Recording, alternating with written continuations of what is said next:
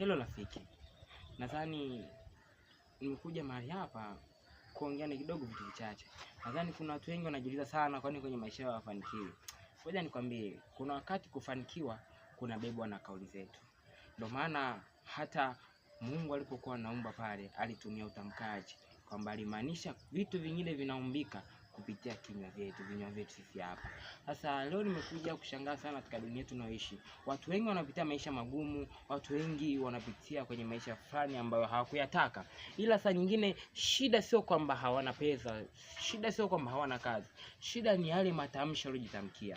Shida ni yale matamshi ambayo wamejitamkia tangu utotoni mwao. Ndio maana Biblia inasema hivi, ulimi ni kiungo kidogo ila kinaweza kufanya mambo makubwa sana. Sasa usipojua nguvu ya ulimi ndugu yangu, unaweza ukajitamkia mabaya na yakawa mabaya. Unaweza ukajitamkia mema na yakawa mema. Sasa ngoja leo nikushauri. Watu wengi wanatamani kufanikiwa. Ngoja nikwambie, kufanikiwa kwa mwanadamu kuko juu ya kinywa chako na kufeli kwa mwanadamu kuko juu ya kinywa chako. Sasa labda nikupe siri moja tu. Ukitaka ufaulu na ukitaka ufeli, unachukua hivi. Kuna watu wengi ambao wamefeli katika mitihani yao, wamefeli shule, wamefeli kazini.